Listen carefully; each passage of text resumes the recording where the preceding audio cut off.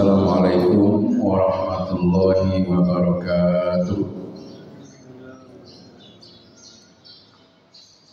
Alhamdulillahil wahidil ahad.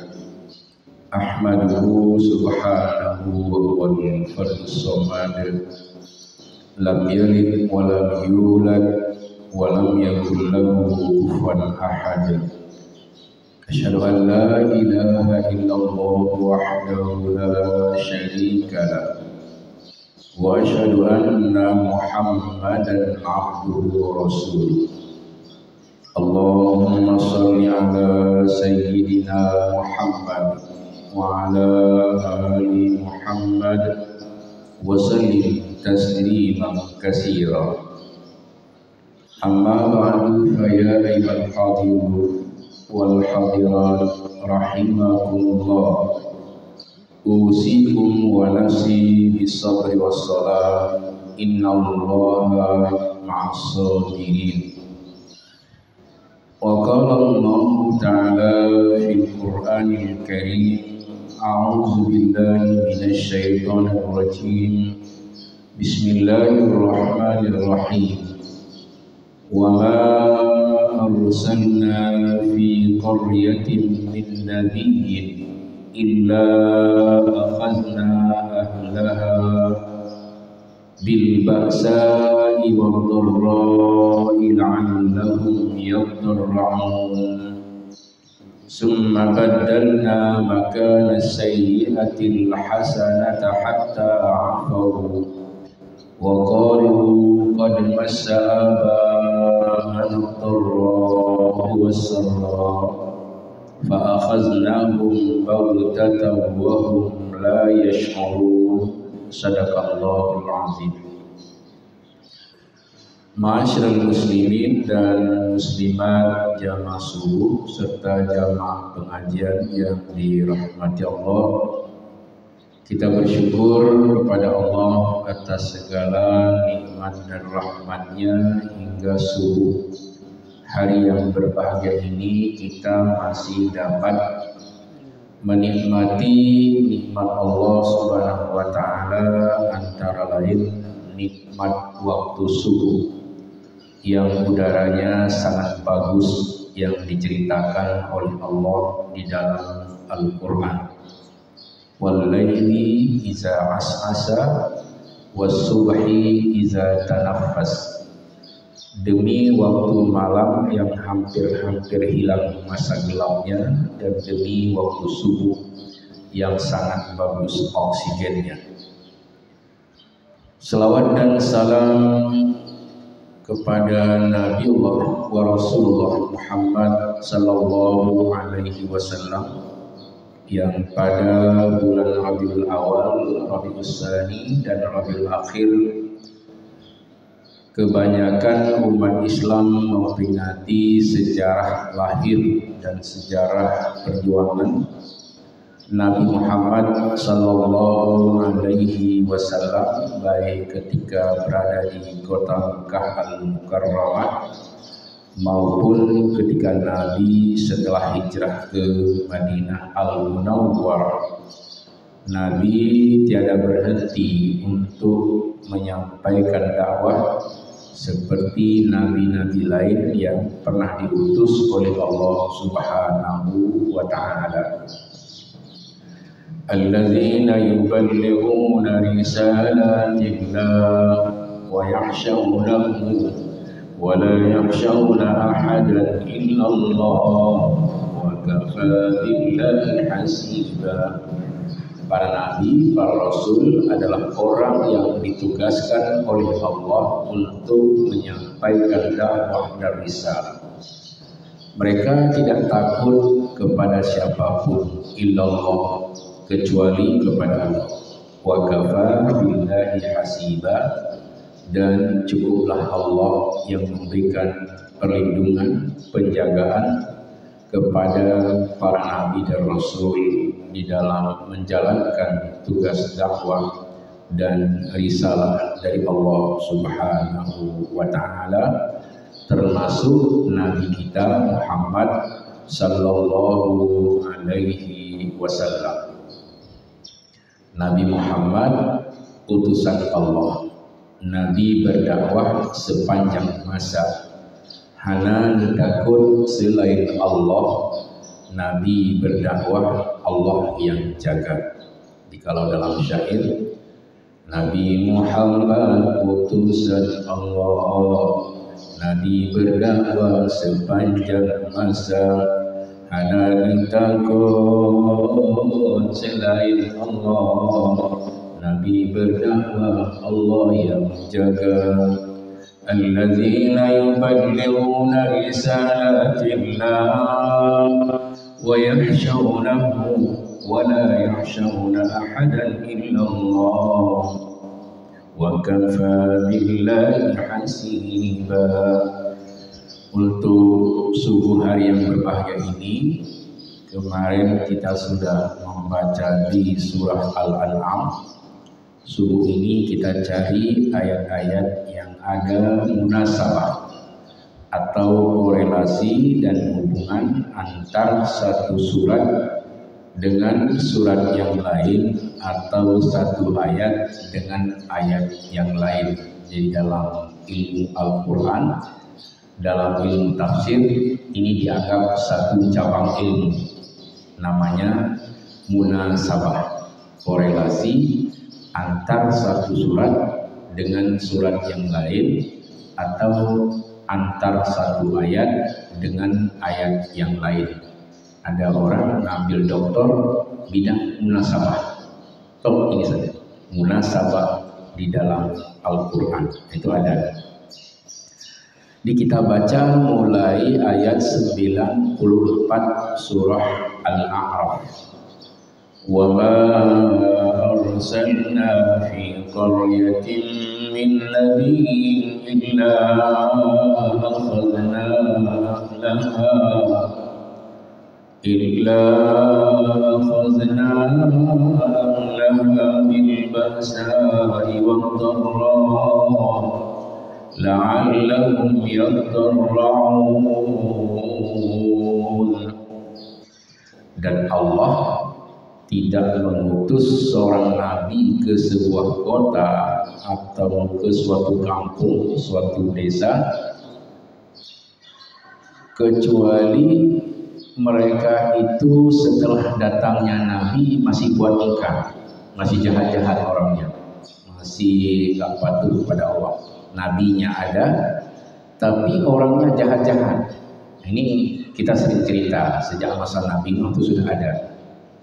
Orangnya jahat-jahat, ngejek Nabi, ambil kotoran, lempar ke rumah Nabi. Itu udah biasa masa dulu, seperti Nabi Nuh. Itu dirasakan oleh Nabi.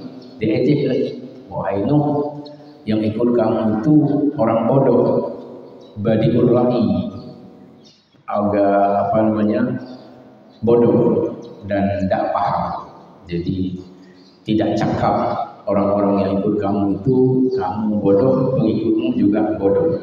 Nah itu, jadi dianggap orang subaha, orang-orang yang tidak cerdas. Jadi dianggap Nabi Nuh tidak cerdas, pengikutnya tidak cerdas. Itu ejekan. Apa yang terjadi? Allah datangkan tufan, air yang amat dahsyat, sehingga kota Nabi Nuh di Mesopotamia di Irak itu hancur dan binasa. Tidak ada yang selamat kecuali Nabi Nuh dan orang-orang yang beriman. Jadi Allah sudah mengirim Nabi, tapi mereka tetap jahat, tetap ngejek-ngejek Nabi, tetap minta azab kepada Allah. Maka Allah membinasakan mereka. Inilah salah satu makna wa ma arsalna fi qaryatin min nabiyyin illa akhadna ahlaha bil ba'sa'i wad dharra la'allahum yadarra'un. Jadi di setiap kota itu sudah dikirim nabi, sudah ada nabi. Nah, setelah Nabi Nuh misalnya di kota Nabi Hud dan Nabi Soleh, namanya Iramazatil Imad, kota Iram yang penuh dengan bangunan-bangunan yang tinggi. Ibu kotanya Ubar, orangnya hebat-hebat tapi sombong, masya Allah. karena mereka bisa buat bangunan yang tinggi-tinggi, bahkan mereka buat surga buatan dan istilahnya menghina Allah. Ya kalau Allah di surga kamu pijit sih. Jadi mereka sombong. Kalau di dalam surga ada bidadari, kita juga cari nanti. Pada hari grand opening, pada hari istilahnya mereka memproklamirkan sudah ada istana, sudah ada surga. Kemudian setiap yang hadir dikasih bidadari, perawan-perawan. Nanti bisa dinikmati, bisa dizinahi. Begitu jahatnya mereka. Dan mengejek nabi mereka. Nggak usah dakwah-dakwah di depan kami. Kami juga bisa buat surga buatan. Nah, pada hari grand opening itulah Allah membinasakan mereka karena mereka terlalu jongkak, terlalu sombong, berdansa-dansa, ya kan? Berfoya-foya, mengungkapkan kehebatan mereka. Di saat itulah kota Iram dibinasakan oleh Allah Subhanahu wa Ta'ala. Namanya Iram Zatil Imad yang ada di dalam surat Al-Fajr. Jadi semua itu ada dalilnya, ada datanya. Nah, kita lihat lagi di zaman Nabi Lut, ini di negeri Sodom, Sodom, Qaryatu Sodom. Mengapa diberi nama dengan Sodom? Karena sejak dahulu mereka sudah berzina laki dengan laki. Jadi Sodom bahasanya homoseksual atau liwat dalam bahasa Arab. Liwat itu bersetubuh antara laki dengan laki. Ini nggak apa-apa, anak-anak juga bisa dengar nih, supaya tahu. Jangan mau melakukan ini, bahaya sekali, ya kan? Jadi karena di daerah-daerah sekarang kan ada juga guru yang jahat, ada anak laki-laki yang timbul hasratnya dizinahi. Itu jangan mau, jangan pura-pura misalnya dekat dengan ustaz. Anak-anak jangan mau. Yang laki-laki terutama kalau ada misalnya orang-orang yang datang mendatangi, dikasih permen, dikasih bonbon, yuk nak pijat ustaz yuk. Nah, itu jangan mau, itu bukan. Nah, belajar Quran, belajar hadis, belajar hidayah bukan pijat-pijat ustaz. Ustaz kalau badannya kaku, cari saja tukang pijat, ya kan, yang laki. Jadi jangan memanfaatkan anak-anak, nanti itu bisa berbahaya. Karena juga ada, bukan hanya di Aceh, bahkan di Indonesia pada umumnya itu terjadi. Oleh karena itu jangan sekali-kali mau untuk melakukan perbuatan liwat. Dan di zaman Nabi Lut menawarkan anaknya sendiri dan gadis-gadis yang ada di kota Sodom, ini saja kalian nikahi, anak saya juga boleh, kata Nabi Lut. Yang penting kalian jangan melakukan perbuatan yang amat keji ini. Dan belum pernah ada kecuali di zaman kita. Berhentilah wahai saudara-saudaraku. Apa kata mereka? Nggak usah dakwah lagi.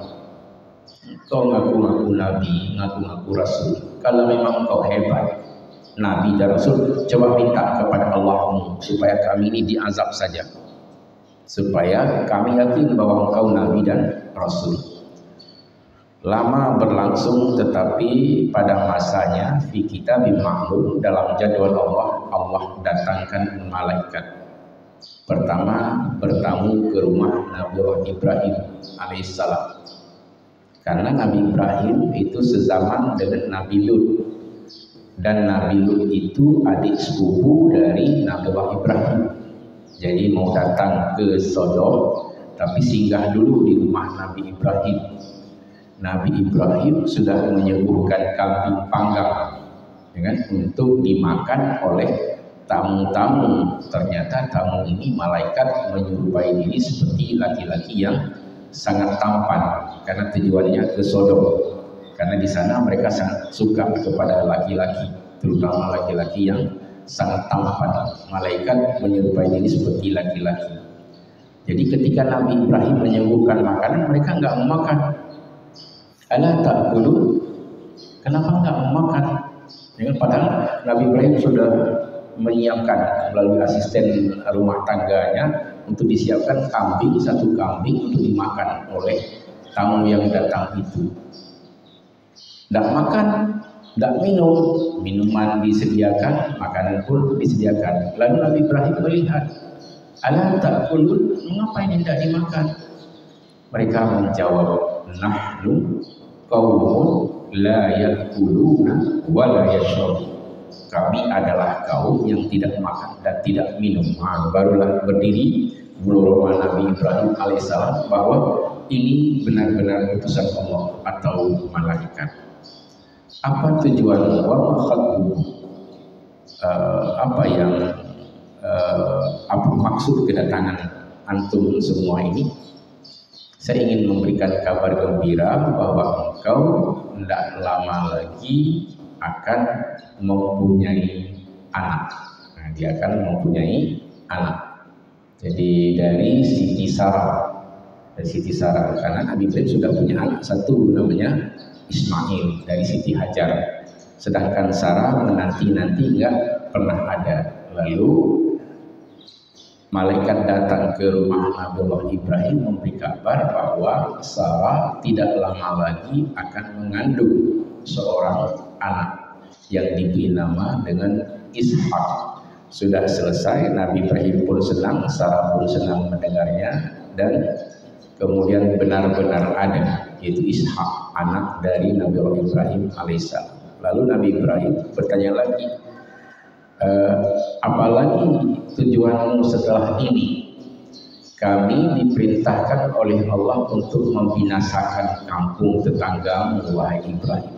Jadi istilahnya kampung Nabi Ibrahim di Babilonia itu tetangganya Sodom mau dibinasakan. Nabi Ibrahim memberitahu kepada para malaikat, wahai utusan Allah, bukankah di sana ada Lut alaihissalam? Wahai utusan Allah, wahai para malaikat, bukankah di sana ada Nabi Lut? Mengapa dibinasakan? Dan orang-orang beriman, wahai Ibrahim, kami telah diberitahu oleh Allah bahwa yang kamu binasakan nanti adalah pelaku Sodom dan Nabi Lut serta orang beriman diselamatkan dengan izin Allah Azza wa Jalla. Bagaimana cara Allah menyelamatkan Nabi Lut dan orang beriman? Disuruh pergi ke sebuah tempat di sebelah timur dari kota Sodom, tapi caranya jangan berbalik ke belakang, ya kan? Jadi caranya jangan berbalik ke belakang. Wala yaltafit minkum ahada. Pergi semua wahai Lut dan orang-orang beriman ke sebelah timur dari kota ini, dan jangan ada yang berbalik ke belakang. Nah, ini sebelum jam 1 malam Allah sudah memerintahkan Nabi Lut dan orang-orang beriman oleh malaikat untuk berpisah, untuk mudah diazab oleh Allah Subhanahu wa Ta'ala. Kapan mulai diazab? Kalau bahasa kita jam 00 hatta tusbihah.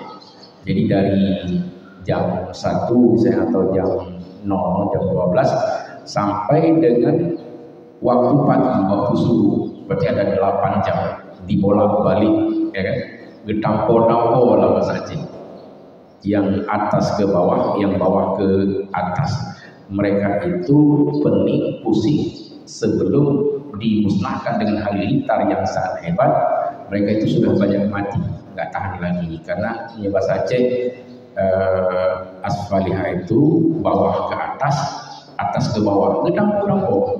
Ada sebagian putus ini leher mereka, karena begitu dahsyatnya Allah memberikan bencana kepada mereka sehingga seluruh pelaku Sodom itu mati dan tewas, tidak ada satupun yang tersisa kecuali Nabi Lut dan orang-orang yang beriman kepada Allah Subhanahu wa Ta'ala.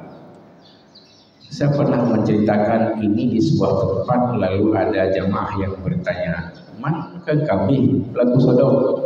Mendengar dulu sudah habis, sekarang ingat dia cerita dulu.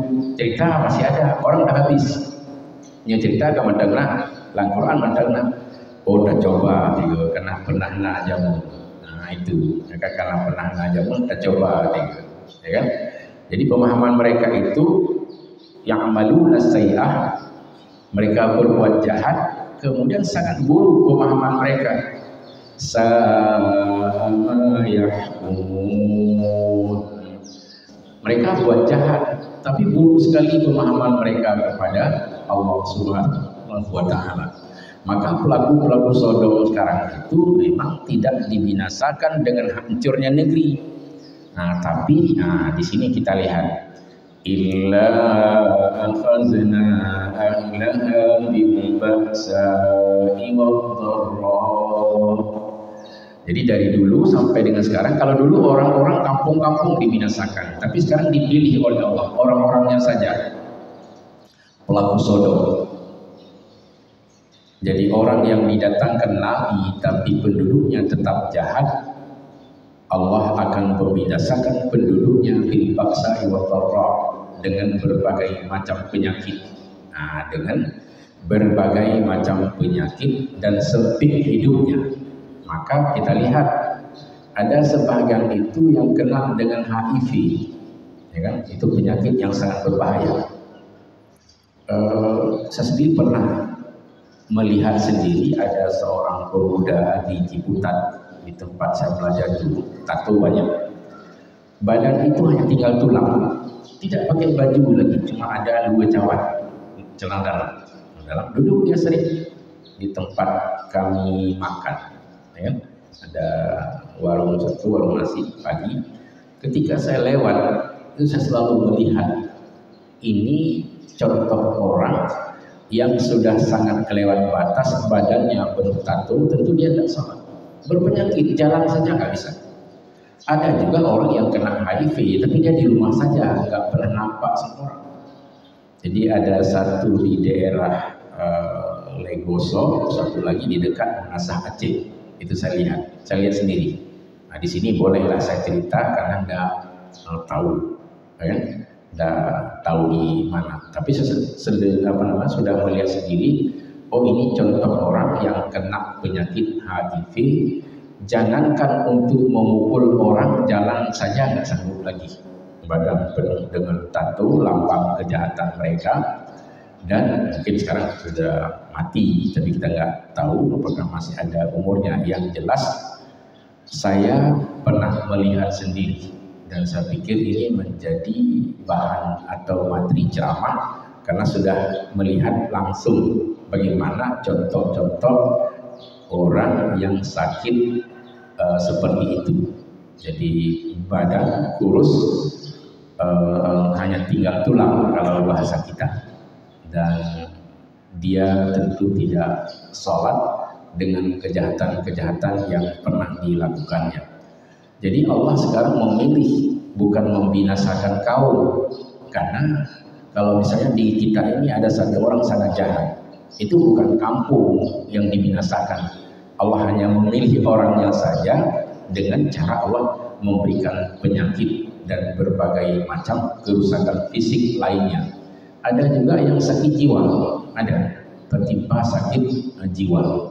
Itu pelaku zina, seorang wanita. Saya tanya, mengapa ibu ini seperti itu? Dulu kerja di salon, dan orang kampung di sana tahu bahwa itu orang gak bagus. Jadi ditimpa dengan yang kita tidak menduga. Cara Allah memilih orang-orang untuk mendapat siksaan dari Allah Subhanahu wa Ta'ala. Tapi nanti jangan ketika bapak dan ibu melihat ada orang yang ODG, ya, yang sakit jiwanya, heran dina jamunya, itu jangan. Ada orang yang ditakdirkan Allah, ya, ditakdirkan Allah diberikan sakit jiwanya, sakit fisiknya. Tidak semua itu pelaku dosa, karena memang itu adalah cobaan dan ujian dari Allah Subhanahu wa Ta'ala. Untuk apa Allah memberikan peringatan kepada mereka? La'allahum yadarra'un. Semoga mereka bisa kembali dan tunduk kepada Allah. Be'libu jahat. Nah, bukan. Jangan jahat lagi kamu. Sudah ada dulu di zaman Nabi dulu. Jangan kamu ikuti itu, enggak bagus. Berhenti saja. Jangan mengambil contoh pada orang-orang jahat dulu. Ya coba-coba. Nah, dulu kena kita coba tinggal. Mungkin kepegat lo lagi Allah binasa kau nggak ada. Nah, jadi kadang-kadang dipilih dan kadang-kadang ada juga bencana secara umum. Mana contoh seperti kita di Aceh, itu bencana secara umum. Karena ada beberapa orang yang sangat keterlaluan, seperti pada malam tsunami itu, sebelum Allah menimpakan tsunami, ada orang yang menari-nari di pantai-pantai, buka baju, buka celana, dikasih uang 100.000 per orang mau. Ini meskipun sedikit yang berbuat, tapi pada masanya kita dimaklum, oh sudah datang jadwal untuk orang Aceh, kita berikan peringatan. Itu tidak sedikit. 270.000 itu tidak sedikit. Di zaman Nabi itu cuma 6.000 orang, karena memang belum ada orang, ya kan? Kita 270.000 termasuk yang hilang, nyawa sudah tidak ada lagi. Padahal yang meninggal pada waktu tsunami banyak orang-orang baik. Di Sigli, ya, ada dia penghuni penjara. Ike hana mendilo, yang gagah kabeh meninggal. Karena kan jahat, pencuri, ya kan? Dimasukkan ke penjara di sini. Ike pai hana mendilo.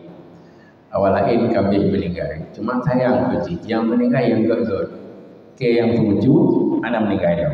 Nah, rupanya akhirnya dia bertobat kepada Allah Subhanahu wa Ta'ala, karena di penjara situ itu jebol, yang dibilang pasir itu semua jebol, lari semua, ibu orang dan sebagainya pada waktu tsunami.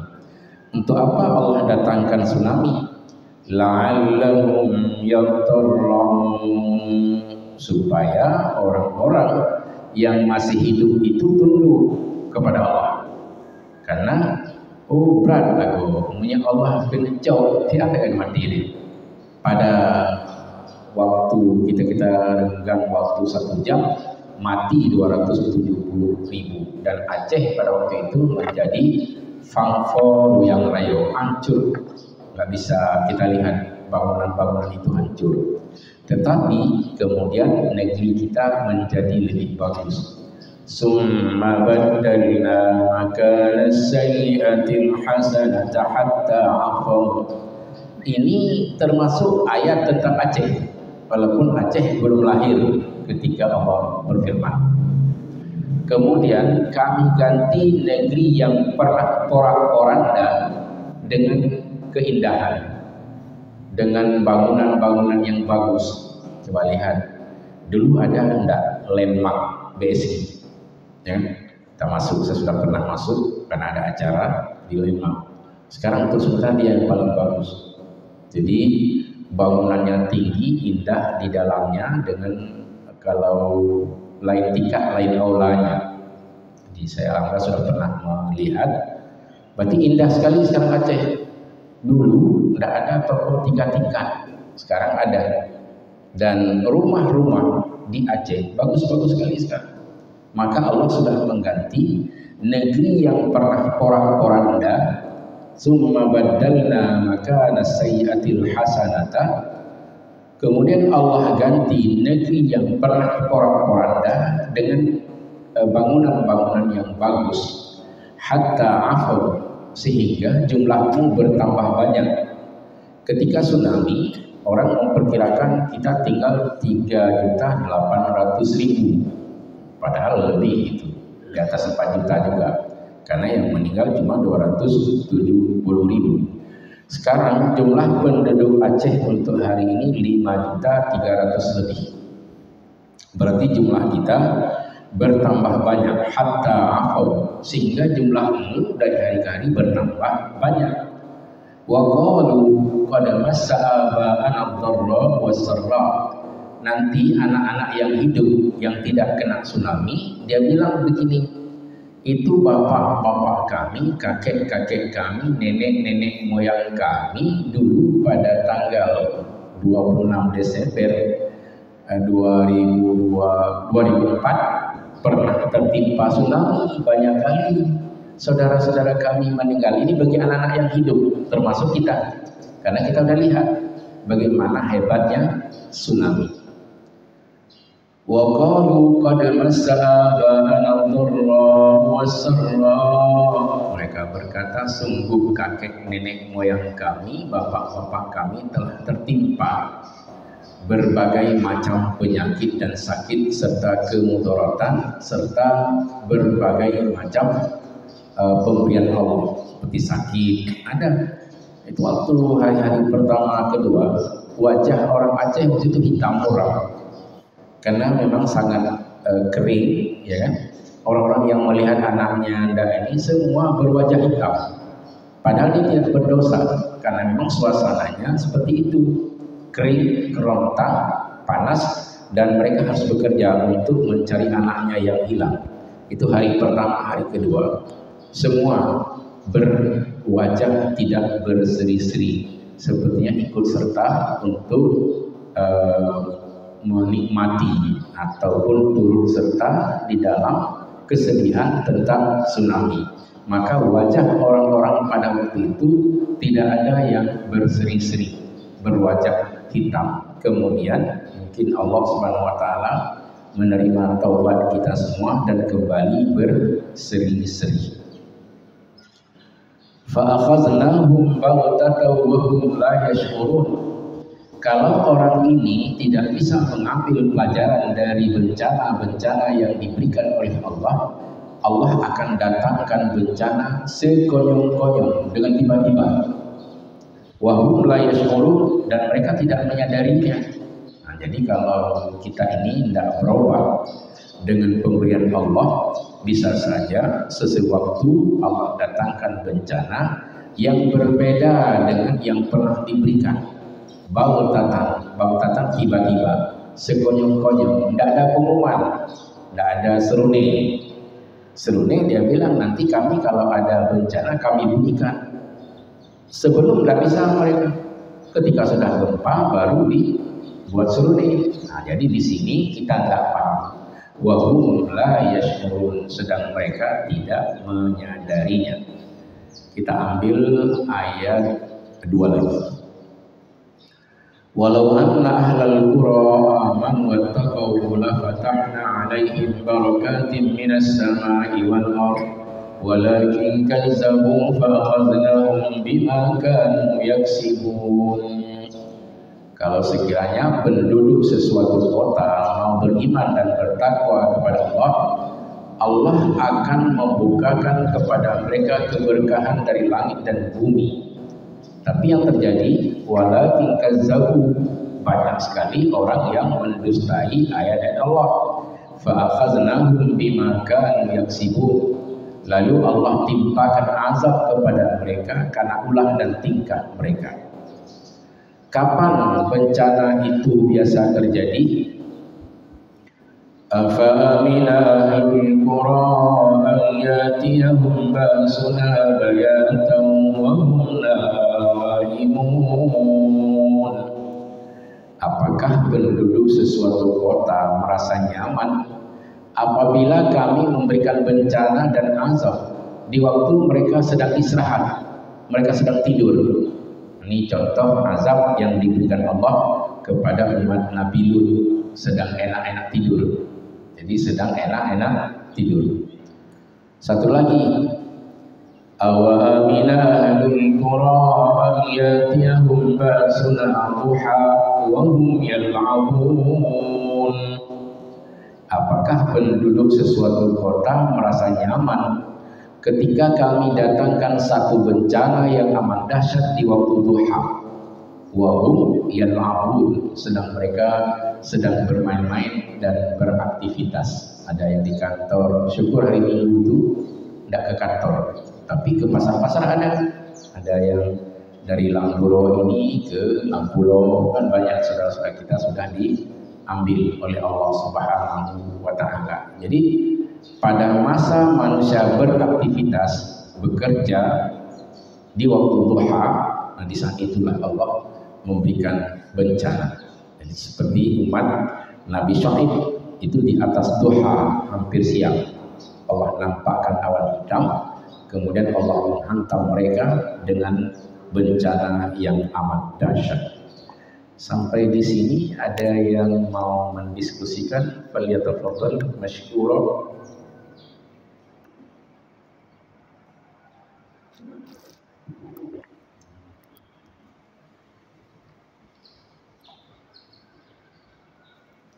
Jadi kita ambil kesimpulan dulu, kita ini tidak dibiarkan oleh Allah kalau kita terbiasa melakukan kejahatan.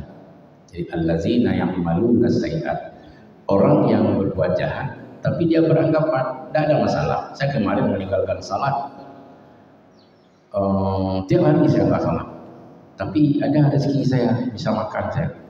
Ya, ini sama yahmun, buruk sekali pemahaman mereka. Jadi berhentilah dari berbuat jahat atau tidak beribadah, beribadahlah sebelum Allah menghentikan kegiatan kita dengan berbagai macam penyakit. Jadi berharap tsunami loh, tidak ada tsunami pun Allah berikan tsunami untuk satu-satu orang sudah cukup. Terutama orang yang beranggapan bahwa dia melakukan kejahatan tapi seakan-akan Allah tidak memperhatikannya. Nah, jadi di Masjid Raya sekarang saya sedang membahas tentang surah Al-Ankabut. Sa'a ma yahkumun. Buruk sekali pemahaman mereka, sudah buat jahat kemudian mengira bahwa Allah lalai. Enggak ada. Siapa saja yang melakukan kejahatan, ujung-ujungnya sebelum dia mati Allah tegur dengan berbagai macam penyakit dan sakit. Saya selalu mengulang bahwa orang yang rajin beribadah pun diberikan sakit. Nabi Ayub paling rajin beribadah, tapi ditimpakan sakit. Tapi kalau Allah menghendaki, dalam masa 1 jam saja sudah sembuh, beberapa menit saja sudah sembuh. Nabi Ayub bertahun-tahun sakit sampai 7 tahun, tetapi kemudian 15 menit Allah memberikan kesembuhan dengan mandi dari air mancur yang diberikan oleh Allah. Artinya air di bawah tanah ini muncul ke atas, kemudian Nabi Ayub mandi. Disitulah asal usul lahir air mancur yang manusia bisa memikirkan bagaimana cara kita buat ini, air kemudian bisa turun lagi ke bawah. Itulah yang dilihat oleh Nabi Ayub alaihissalam, dan Allah menyembuhkan Nabi Ayub alaihissalam. Dikala Nabi Ayub sakit, dia berdoa, ya Allah, ya Tuhan, jangan karena sakit dan penyakitku ini sehingga menghalangiku untuk beribadah kepadamu, ya Allah. Artinya apapun yang diberikan oleh Allah, dia tetap ingat dan taat kepada Allah yang Maha Kuasa. Ada yang mau bertanya? Falyatafadhal.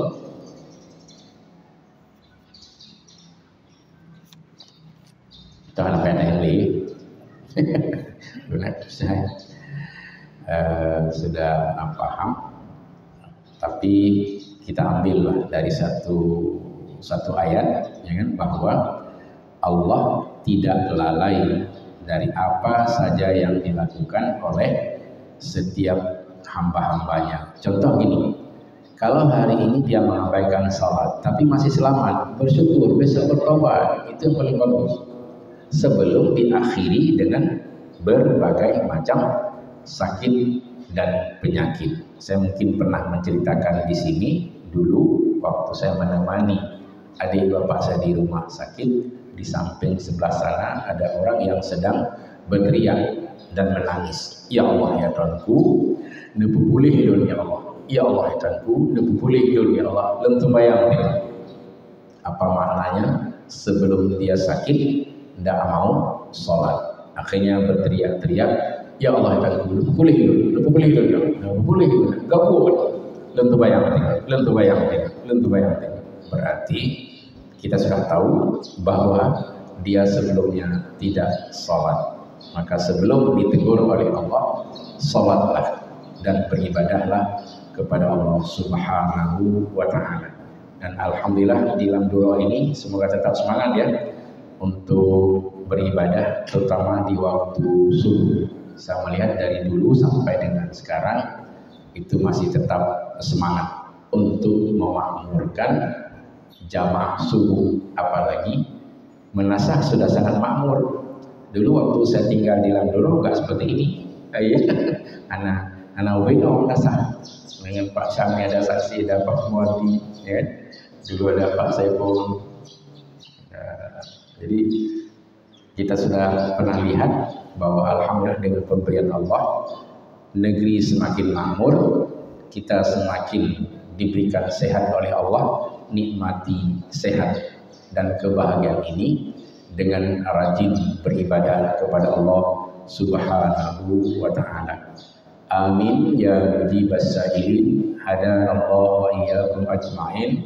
Wassalamualaikum warahmatullahi wabarakatuh.